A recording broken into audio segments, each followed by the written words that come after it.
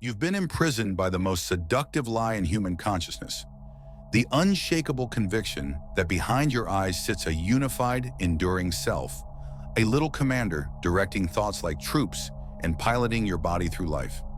Buddha identified this 2,500 years ago as Sakaya Ditti, the delusion of selfhood that poisons existence with craving and suffering. But modern neuroscience now dissects this illusion with terrifying precision. Your brain constructs this phantom I through a cocktail of fragmented memories, hippocampus stitching discontinuous scenes into a life story, neurochemical fluctuations, dopamine creating the illusion of reward-seeking agency, and social mirroring, adopting labels from parents, peers, and algorithms that solidify into identity. Consider the child version of you. Not a single neuron remains from that entity. Beliefs have inverted, cells replace themselves entirely. Yet your mind desperately maintains the fiction of continuity, like a ship replacing every plank, yet claiming it's the same vessel. Cutting-edge fMRI studies reveal the biological betrayal. When you decide to move your hand, neural activity in the premotor cortex fires 400 milliseconds before conscious awareness, proving your self doesn't initiate actions, but retroactively claims credit, like a press secretary taking ownership of policies crafted by unseen bureaucrats. Even your cherished personality traits, introversion, kindness, anxiety, are context-dependent masks. Studies show 62% of people act contradictorily across different social situations, exposing identity as performance, not essence. We cling to this mirage not because it's real, but because confronting the truth that you are a flickering pattern in a cosmic river of causes and conditions threatens the evolutionary imperative to survive at all costs. Your ego isn't the pilot. It's a stowaway hallucinating. It's steering the ship while floating on an ocean of impermanent, interdependent phenomena that momentarily coalesce into the shape you call me. In the earth-shattering Anatta Sutta, Buddha detonated history's most transformative truth bomb. Sabbe Dhamma Anatta. All phenomena are without self, a declaration that vaporizes the foundation of human existence. This doctrine of anatta, non-self, isn't poetic metaphor but precise existential physics. Just as quantum theory revealed matter as probabilistic clouds rather than solid particles, Buddha exposed yourself as an emergent illusion arising from 5 ever-fluctuating aggregates, skandhas. Form, rupa, isn't your body, but borrowed elements in temporary configuration. The oxygen in your lungs replaced every breath, atoms entirely recycled every 7 years. Sensation, vedana, isn't your feeling, but impersonal neurological signals. fMRI studies show identical pain pathways activating whether you stub your toe or witness another's injury, proving experience isn't owned, but processed. Perception, sanya, isn't your interpretation but conditioned pattern matching. The brain's predictive coding constructs reality 11 seconds before conscious awareness, making you a spectator to pre-made judgments. Mental formations, sankhara, aren't your will, but epigenetic programs. Trauma research reveals 78% of reactions are generational echoes rather than personal choices. Consciousness, vijnana, isn't your awareness, but an impersonal knowing space, like electricity powering devices without being the TV or lamp.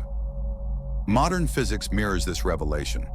Quantum entanglement demonstrates particles communicate instantaneously across galaxies, mocking the ego's illusion of separation. Your suffering persists because you defend this phantom citadel. When insulted, I am hurt. When failing, I am worthless. But Buddha's atomic insight ignites a chain reaction.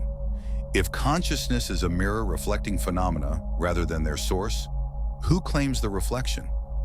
If decisions arise from causes beyond you, who deserves blame or praise?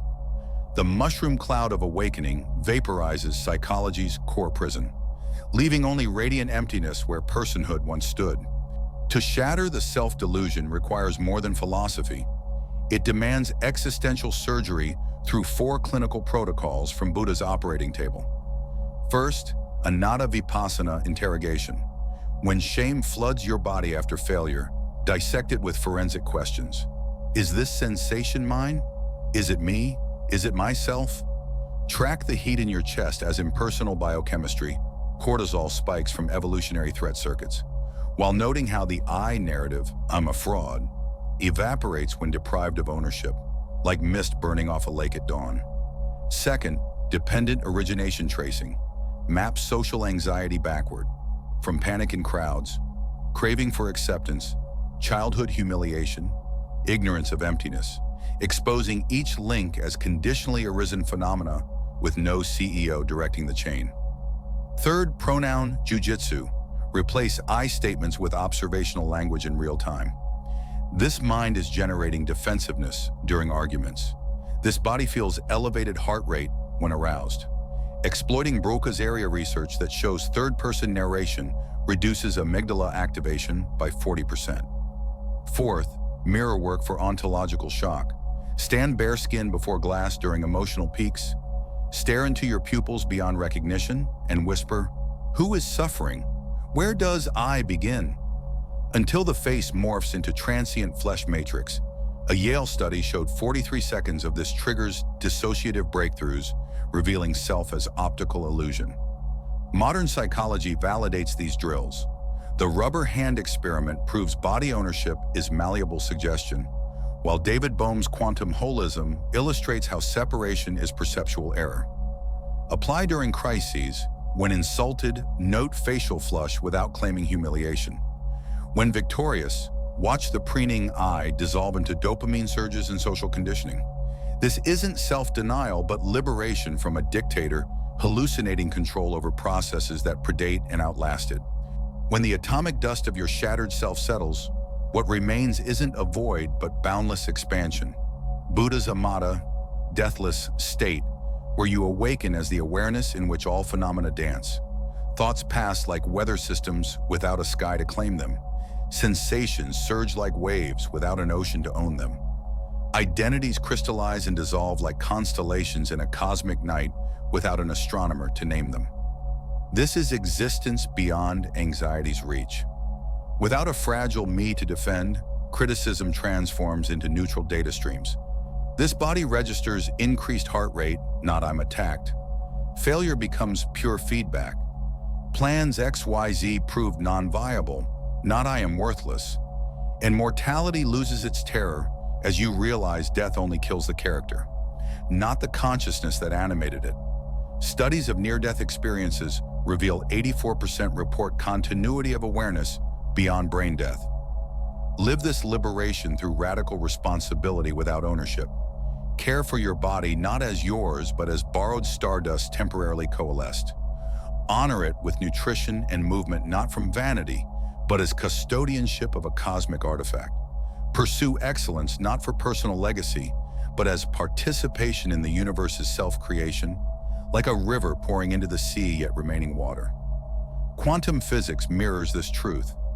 Entanglement research proves particles communicate instantly across light years, mocking the ego's illusion of separation. Your anger at a loved one literally alters their brainwaves. University of Geneva EEG studies, proving no true other exists. Schopenhauer foreshadowed this in his world as will. All separation is projection of the one will fragmenting itself. The atomic bomb wasn't destruction, but revelation. Your isolated self was always the real illusion, a holographic prison maintained by neural default mode, networks that fMRI shows deactivate permanently in long-term meditators. Now walk through the ashes of identity as the universe observing its own expression, boundless as space, weightless as light, free as gravity. Taste food as the earth savoring itself. Feel grief as cosmos mourning its transient forms. You weren't born, you emerged. You won't die, you'll dissolve. The I was always water dreaming it was ice.